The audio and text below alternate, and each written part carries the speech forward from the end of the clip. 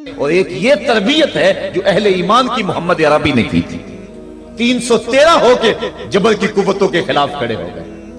جب عمیر نے جا کے رپورٹ دی نا ابو جہل کو کہ وہ تو 3 اونٹ کھا سکیں گے اور 300 سے کچھ کم اور کچھ زیادہ ان کی تعداد ہے، اس سے زیادہ نہیں ہے، میں خوب وادیاں دیکھ آیا ہوں، میں خوب ٹیلے دیکھ آیا ہوں. تو ابو جہل نے سنادید قریش کو بلا کر کہا عمیر کی رپورٹ سنو کتنی حوصلہ افزا ہے. صبح لڑائی کی نوبت نہیں آئے گی، صبح تو رسیاں کٹھی کرو اور جکڑ جکڑ کے مسلمانوں کو اونٹوں کی پشتوں پہ باندھ لیں گے اور پھر سین حرم میں جا کے کعبۃ اللہ کی دیواروں کے ساتھ باندھ دیں گے. لوگوں کو تماشا دکھایا کریں گے کہ یہ نیا دین لے کر آئے تھے اور یہ ان کا کیا حال ہے. جب اس نے رعونت بھرے اتنی زبان سے یہ جملے نکالے تو عمیر جو سارا منظر اپنی آنکھوں سے دیکھ کر آیا تھا، ابن حشام میں لفظ موجود ہیں، اس نے کہا وَلَٰكِنْ رَأَيْتُ يَا مَعْشَرَ قُرَيْشٍ الْبَلَايَا تَحْمِلُ الْمَنَايَا. اے قریش کے سرداروں اتنے بھی تکبر میں نہ آؤ، میں اپنی ان آنکھوں سے دیکھ کر آیا ہوں کہ یثرب کی اونٹنیاں اپنی پشتوں پہ نری موتیں اٹھا کے لے آئی ہیں. ان کے بدن پہ چیتھڑے ہیں، ان کے پیٹ کمر سے لگے ہوئے ہیں، لیکن وہ زخمی سانپوں کی طرح پیچ و تاب کھا رہے ہیں. کل ان میں سے کوئی نہیں مرے گا جب تک تم میں سے ایک ایک کو لڑ نہیں جاتا. تم تو یہ کہتے ہو رسیاں کٹھی کرو، میرا مشورہ مانتے ہو تو رات کے اندھیرے میں بھاگ سکتے ہو تو بھاگ جاؤ. اس قوم سے لڑنا تمہارے بس کا روگ نہیں ہے جو مرنے کے لیے آئی ہے. اتنی بڑی قوت کو دیکھ کر ان کے سینے میں خوف پیدا نہیں ہوا، بلکہ آپ جانتے ہیں بدر کی تاریخ گواہ ہے کہ 2 گھوڑے تھے. ایک روایت میں صرف ایک گھوڑا تھا، 6 زرہیں تھی، 8 تلواریں تھیں، 70 اونٹ تھے، اور جن کے پاس تلواریں نہیں تھیں انہوں نے کھجوروں کے ڈنڈے توڑ لیے اور ہواؤں میں لہرانے شروع کر دیے. جب یہ ملکوتی قافلہ مدینے سے باہر نکل رہا تھا، دکانوں پہ یہودی عیسائی بیٹھے تھے. انہوں نے کہا مسلمانوں کس بل بوتے پہ جا رہے ہو، کس برتے پہ جا رہے ہو، کون سا آسرا ہے تمہارا، آلات حرب و ضرب تو تمہارے پاس موجود نہیں، اتنی بڑی قوت سے ٹکرانے جا رہے ہو جو کیل کانٹے سے اور اسلحے سے آلات حرب و ضرب سے لیس ہو کے آئی ہے، تم مقابلہ کیسے کر پاؤ گے، کس بل بوتے پہ جا رہے ہو. حضور کملی اوڑے ساتھ ساتھ چل رہے تھے. صحابہ نے اشارہ کر کے کہا نہ تیغو تیر پر تکیا، نہ خنجر پر نہ بالے پر، بھروسہ ہے تو اس سادی سی کالی کملی والے پر.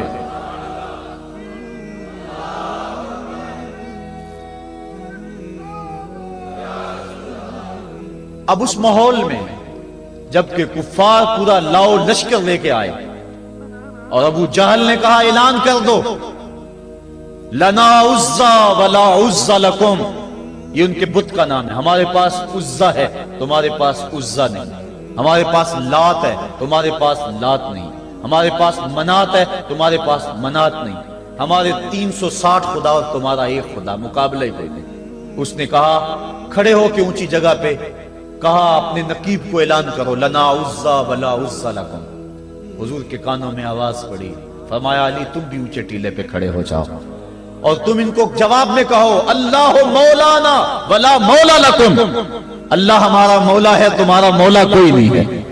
اور پھر حضور نے سجدے میں سر رکھ دیا. سجدہ اتنی بڑی قوت ہے، ہزاروں ایٹم بمبوں کے اندر وہ قوت نہیں ہے جو سجدے کے اندر طاقت رکھ دی. آج دنیا سے ہم ڈر رہے ہیں اس لیے کہ ہمارے سجدے چھن گئے ہیں، ہمارے سجدوں کی آبرو چھن گئی ہے، ہمارے سجدوں میں وہ حرارت اور گرمی نہیں رہی، وہ رقت اور وہ نرمی نہیں رہی. بدر کا میدان ہے، 1000 کا لشکر جرار مقابلے میں ہے اور وہ پورے لاؤ لشکر کے ساتھ ناز و تفاخر کے اندر مسلمانوں کو ملیا میٹ کر دینے کے جذبوں سے دانت پیس رہے ہیں کہ آج مسلمانوں کو کچا چبا دیں گے. مسلمانوں کے ساتھ پاس صرف 8 تلواریں اور ان کے بطن میں کھانے کے لیے کچھ نہیں. جس کھجور کو چوس کے روزہ رکھتے ہیں اسی کھجور کو چوس کے روزہ افطار کرتے ہیں. یہ حالت مسلمانوں کی، بدن پہ چتھڑے لگے ہوئے کپڑے ہیں، عجیب حالت ہے. پھر کون سا آسرا تھا جو مسلمانوں کے کام آیا؟ مصطفیٰ کریم نے مسجد عریش میں سجدے میں پیشانی جھکا دی. حضرت ابو بکر صدیق رضی اللہ تعالیٰ عنہ فرماتے ہیں میں حضور کے ساتھ تھا، ساری رات مصطفیٰ روتے رہے، آنکھوں میں آنسو ہیں. حضور کی چادر سر انور سے سلٹ کے حضور کے کندھوں پہ آ جاتی، پھر کندھوں سے پشت پہ آ جاتی. میں اٹھا کے حضور علیہ السلام کے سر پہ رکھتا اور کہتا حضور بس کرو. حضور بار بار روتے اور اللہ کی بارگاہ میں سجدے میں سر ڈال کر التجائیں کرتے. لفظ کیا تھے محبوب کی زبان پہ، آج تک ایسی ناز والی دعا کسی نے نہیں کی ہے جی جیسی دعا مصطفیٰ جان رحمت نے کی۔ مصطفیٰ کریم سجدے میں سر رکھا ہے اور کیا کہا، اللہم ان تہلک ہذہ العصابہ لم تعبد فی الارض ابدا۔ میرے مالک میں نہیں کہتا کہ ان لوگوں کو بچا لے، دیکھ میری زندگی کی کمائی یہی 313 ہے جو میں تیری چوکھٹ پہ لے کے حاضر ہو گیا ہوں۔ میری زندگی کا کل اثاثہ، میری زندگی کا کل سرمایہ کوہ ابو قبیس پہ کیے گئے درسوں کا نتیجہ، عکاظ کی منڈی کے اندر دیے گئے درسوں کا نتیجہ، اور ذی المجال کے میلے میں تیرے دین کی تبلیغ کا نتیجہ، طائف کے بازاروں میں پتھر کھا کھا کے جو تبلیغ کی اس کا نتیجہ، رستے میں گڑے، رستے میں بچتے ہوئے کانٹے، اور مکے کے بازاروں میں میرے بدن کے اوپر پڑتی ہوئی اوجریاں، میں نے پھر بھی تیرا کلمہ بلند کیا۔ میرے مالک میری پوری زندگی کا گداز، میری پوری زندگی کا سرمایہ، میری زندگی کے آنسو، میری زندگی کا رونا سینے حرم کے اندر کعبۃ اللہ کی چھاؤں کے میں سجدے کر کر کے، کوئی کبھی میں نے عمر مانگا، کبھی میں نے حمزہ مانگا، تیرے دین کے لیے میں نے جو ایک ایک کر کے تنکا جوڑا اور یہ ایک چھوٹا سا گھونسلہ بنایا۔ یہ گھونسلہ اب بجلیوں کی زد میں ہے، کفار کی بجلیاں اس گھونسلے کو جلا دینا چاہتی ہیں۔ میرے مالک میں یہ نہیں کہتا کہ میرا یہ گھونسلہ اور میری یہ مٹھی بھر جماعت اور یہ چند میرے لوگ اور یہ میرا سرمایہ اور اثاثہ، میری پوری زندگی کی کمائی، میری جوانی کا سرمایہ جو میں نے تیرے سامنے لا کے رکھ دیا ہے، میں یہ نہیں کہتا ان کو بچا لے، لیکن میرے مالک اگر یہ نہ رہے تو قیامت تک پھر تجھے بھی خدا کوئی نہیں کہے گا۔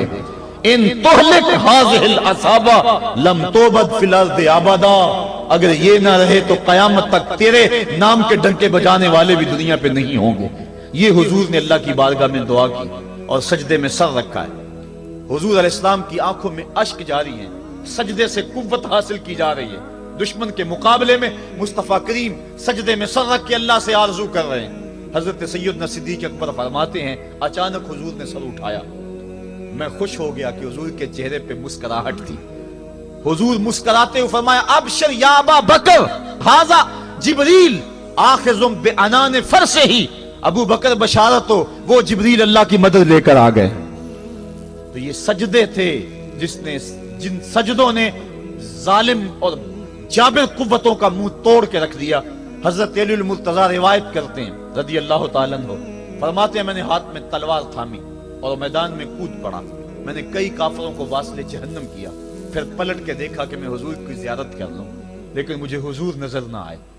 میں نے ڈھونڈا تو ایک سمت حضور نے پیشانی سجدے میں رکھی ہوئی تھی اور زبان پہ لفظ تھے یا حیو یا قیوم، یا حیو یا قیوم۔ حضور یہ پڑھتے جا رہے تھے، یا حیو یا قیوم کا وظیفہ پڑھتے جا رہے تھے اور سجدے میں پیشانی تھی حضور کی۔ میں پھر دوبارہ آیا اس سجدے سے جوش لے کر، اس سجدے سے گرمی اور حرارت لے کر، اور پھر دشمن کی صفوں میں کود گیا۔ میں نے ایک کافر کو واصل جہنم کیا، پھر زیارت کے لیے واپس آیا، دیکھا تو پھر سجدے میں حضور نے سر رکھا ہوا ہے اور یہی کہہ رہے ہیں یا حیو یا قیوم، یا حیو یا قیوم، یا حیو یا قیوم برحمتک استغیث۔ یہ جملے حضور کی زبان پہ ہیں اور سجدے میں حضور کی پیشانی۔ میں پھر گیا، پھر آیا، کئی بار ایسا ہوا میں کافر کو قتل کرتا، پھر آتا حضور کو سجدے میں دیکھتا۔ فرمایا پھر حضور نے تلوار تھامی اور مصطفیٰ کریم میدان جنگ میں کود پڑے۔ لوگ بڑھ چڑھ کے دشمنوں پہ حملہ کرتے تھے، لیکن جو سب سے آگے کافروں کی صفوں میں کود کے حملہ کر رہا تھا وہ آمنہ کا لال محمد مصطفیٰ صلی اللہ علیہ وسلم۔ تو سجدے سے وہ قوت ملتی ہے، سجدے سے وہ نور اور روشنی ملتی ہے کہ پورے زمانے میں اجالا کیا جا سکتا ہے۔ آج 56-57 اسلامی ملک دنیا کے سامنے رسوا ہو رہے ہیں اور دنیا کے سامنے سجدہ ریز ہیں، اس لیے کہ وہ ایک خدا کے سامنے سجدہ کرنا بھول گئے ہیں۔ ایک سجدہ جسے تو گراں سمجھتا ہے 1000 سجدے سے آدمی کو دیتا ہے نجات۔ آؤ اس کے حضور جھکو، اس کے حضور جھکنے والا کسی کے آگے نہیں جھکتا۔ سجدہ اس کو قوت دیتا ہے، تو راز کن فکاں ہے، اپنی آنکھوں پر عیاں ہو جا، خودی کا رازداں ہو جا، خدا کا ترجمہ ہو جا، خودی میں ڈوب جا غافل، یہ سر زندگانی ہے، نکل کر حلقہ شام و سحر سے جاویداں ہو جا، گزر جا بن کے سیلے تندرو کوہ بیاباں سے، گلستان راہ میں آئے تو جوئے نغمہ خاں ہو جا۔ مالک کے حضور جب بندہ عزت سے سر جھکا دیتا ہے اللہ کی رحمتیں بندے پہ نازل ہوتی ہے۔ ایک روایت میں آتا ہے جب بندہ نماز کے لیے کھڑا ہوتا ہے ابھی اس نے سجدے میں جانا ہوتا ہے، ابھی وہ قیام ہی کرتا ہے۔ اللہ فرماتا ہے میرے بندے کے گناہ جو ہیں اس کے بدن سے نکال کے ایک سمت کر دو، تاکہ میرا بندہ اس حالت کے اندر میرے حضور حاضر ہو کہ وہ گناہوں سے پاک اور صاف ہو۔ حضرت نبی رحمت صلی اللہ علیہ وآلہ وسلم فرماتے ہیں کہ پھر اس کے سارے گناہ اس کے بدن سے اتار کے ایک سمت رکھ دیے جاتے ہیں، اور بندہ مصلی پہ سبحان ربی العالی کے نغمے الاپتا ہے، رکوع کرتا ہے، سجدے کرتا ہے۔ جب سلام پھیر کے نماز ختم کر کے دعا کر کے جانے لگتا ہے تو فرشتے عرض کرتے ہیں مالک یہ جو گناہ اتار کے ایک سائیڈ پہ رکھے تھے یہ دوبارہ اس کو دے دیں؟ اللہ فرماتا ہے جس کی جھولی سے گناہ نکال لیے تھے دوبارہ اس کی جھولی میں نہیں ڈالیں۔ اللہ اکبر۔ اور ایک روایت کے لفظ ہیں کہ جب بندہ نماز کے لیے کھڑا ہوتا ہے اس کے کندھوں کے اوپر سارے گناہ آ جاتے ہیں اور اس کے سر پہ اوپر گناہ آ جاتے ہیں۔ جب رکوع میں جاتا ہے تو کندھوں والے گناہ گر جاتے ہیں، اور جب بندہ سجدے میں سر رکھتا ہے تو اللہ تعالیٰ اس کے سارے گناہوں کو ختم کر دیتا ہے اور وہ بالکل پاک ہو جاتا ہے۔ حضرت سلیمان فارسی ایک دن ایک درخت کے نیچے کھڑے تھے، آپ نے درخت کی شاخ کو پکڑ کے جنبش دی، حرکت دی، موسم خزاں تھا، درخت کی شاخ کے سارے زرد پتے گر گئے۔ ایک صحابی پاس کھڑے تھے، انہیں پوچھنے لگے عثمان تو نے مجھے پوچھا نہیں کہ میں نے درخت کی شاخ کو یوں ہلایا کیوں ہے؟ انہوں نے کہا اچھا پھر آپ بتا دیں کہ آپ نے درخت کی شاخ کو یوں کیوں ہلایا ہے؟ کہا سنو پھر ایک دن میں اور چند صحابہ حضور کے ساتھ جا رہے تھے، رستے میں ایک درخت آیا، اس کے نیچے حضور کھڑے ہوئے، حضور نے اس طرح درخت کی شاخ کو پکڑ کے ہلایا، یوں پتے جھڑ گئے، ہم اس منظر کو دیکھتے رہے۔ حضور علیہ السلام نے فرمایا سلمان فارسی تو نے مجھے پوچھا نہیں کہ میں نے اس درخت کی شاخ کو یوں کیوں ہلایا ہے؟ تو میں نے عرض کی حضور آپ بتا دیں کہ آپ نے کیوں ہلایا ہے؟ فرمایا سلمان جس طرح اس درخت کی شاخ کو ہلایا گیا اور سارے پتے جھڑ گئے، جب کوئی بندہ سجدے میں سر رکھتا ہے نماز پڑھتا ہے اس کے سارے گناہ دھل جاتے ہیں اور وہ پاک اور صاف ہو جاتا ہے۔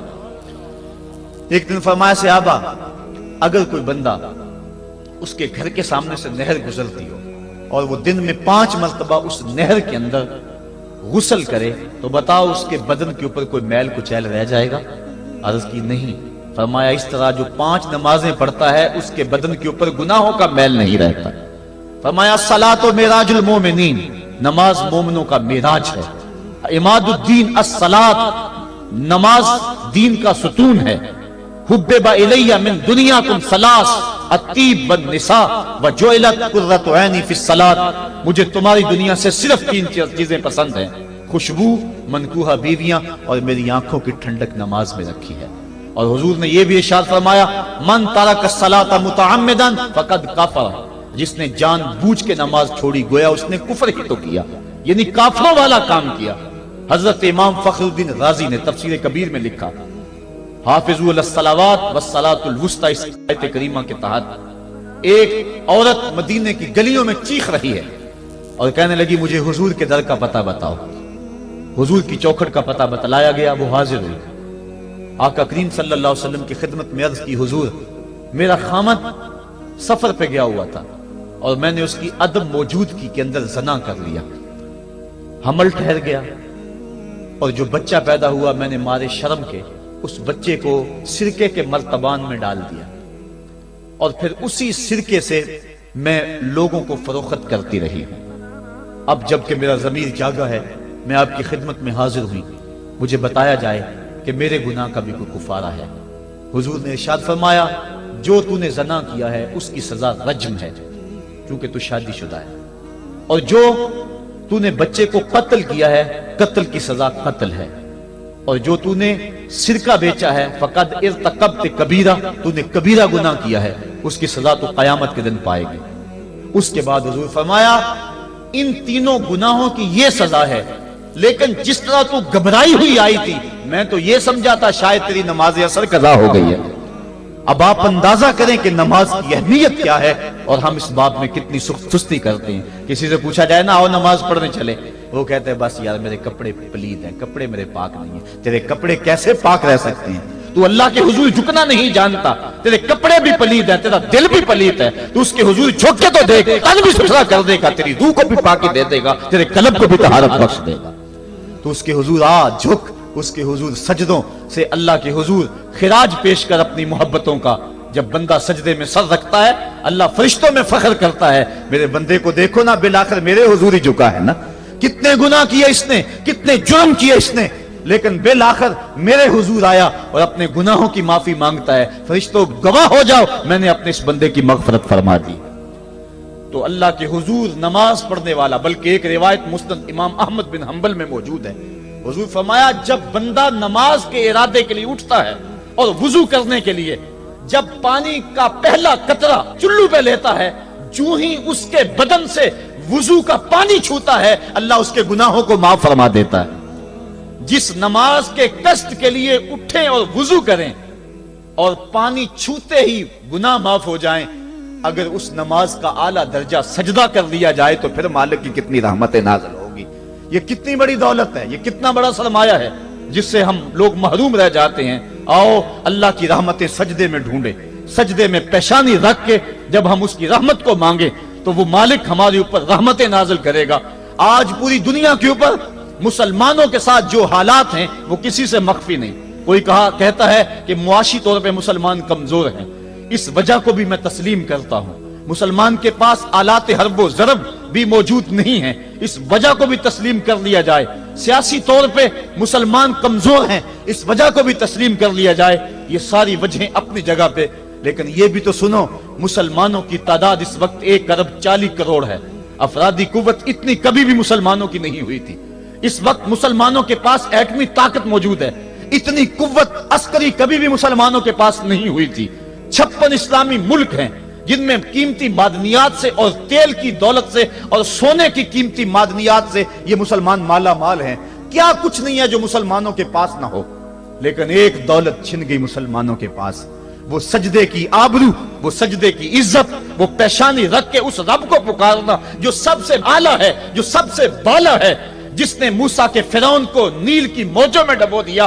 کیا پوری امت مسلمہ 1.40 کروڑ انسان سجدے میں سر رکھ کے سبحان ربی الاعلیٰ کے نغمے آلات کے اپنے رب سے گزارش کریں اور اپنی امت کا رونا روئیں، کشمیر میں لٹتی ہوئی جوانیاں اور قدس کے اندر بہتا ہوا خون، شبرغان سے لے کر کابل و قندھار تک اور موصل سے لے کر تقریب تک مسلمان کے اوپر جو ظلم و تشدد ہو رہے ہیں، اپنے رب کے حضور اس کا دکھڑا سنائیں اور اپنے مالک کو کہیں میرے مالک ہم لٹ گئے، ہم کٹ گئے، ہم پٹ گئے، اسلحے بھی موجود، افرادی قوت بھی موجود، سیاسی طاقتیں بھی موجود، لیکن اس کے باوجود مسلمان دبتا چلا جا رہا ہے۔ اسی کشتی کو ہے خوف تلاطم صدحیف منہ موڑ دیے تھے جس نے بڑھتے ہوئے طوفانوں کے، جو 300 ہو کر جرأت اور وہ طاقت اور وہ عظیمت کی داستانیں رقم کرتے ہیں کہ مالک تو بھی اس دن کو یوم فرقان کہہ کے پکارتا ہے۔ آج وہ امت بیچ منجدار کے اس امت کی کشتی ہچکولے کھا رہی ہے، ہماری فریاد، ہمارا استغاثہ تیرے سے ہے، میرے مالک ہمارا کھویا ہوا وقار بحال کر دے اور اس امت کو اس مرتبہ کمال تک پہنچا دے جس مرتبہ کمال تک یہ امت پہلے پہنچی تھی، اور ان کا کھویا ہوا وقار بحال کر دیا جائے۔ آج بھی ہم اگر سجدوں سے اپنے رب کو منا لیں اور وہ روٹھا ہوا رب آج بھی ہماری مدد کے لیے آ جائے تو پھر کوئی قوت، کوئی طاقت ہمیں نہیں لٹار سکتی۔ آئیے ہم سجدے سے اپنے مالک، اپنے خالق اور اپنے رازق کے حضور اپنی محبتوں اور اپنی الفتوں کا خراج پیش کریں۔ نماز ایک ایسی عبادت ہے جس کا حکم قرآن میں 750 مرتبہ کے قریب دیا گیا۔ اور ایک آخری بات عرض کر کے اپنے موضوع کو سمیٹنا چاہوں گا، میرے اور آپ کے آقا مولا حضور نبی رحمت صلی اللہ علیہ وسلم پر جب وقت آخر آیا تو آخری وصیتیں جو حضور نے اپنی زندگی میں کی وہ کیا تھی؟ 2 وصیتیں تھی حضور کی آخری، جب حضور ایام مرض میں تھے، اور آخری وصیتیں اس کے بعد حضور نے کوئی کلام نہیں کیا، وہ یہی تھا الصلاۃ الصلاۃ الصلاۃ الصلاۃ، لوگوں میں تمہیں نماز کی تاکید کرتا ہوں، میں نماز کی تاکید کرتا ہوں۔ اور دوسرا فرمایا جو تمہاری ملک میں تمہارے غلام اور تمہاری لونڈیاں ہیں ان کے ساتھ حسن سلوک کی تاکید کرتا ہوں۔ یہ آخری 2 باتیں تھی جو حضور نے ارشاد کی، حقوق اللہ کے حوالے سے نماز اور حقوق العباد کے حوالے سے حضور نے کمزوروں کے حق ان تک پہنچانے کی تاکید امت کو دی، اور اس کے بعد پھر حضور انتقال کر گئے۔ آئیے ہم سجدوں سے اپنے رب کو راضی رکھیں، اللہ مجھے آپ کو توفیق عمل عطا فرمائے۔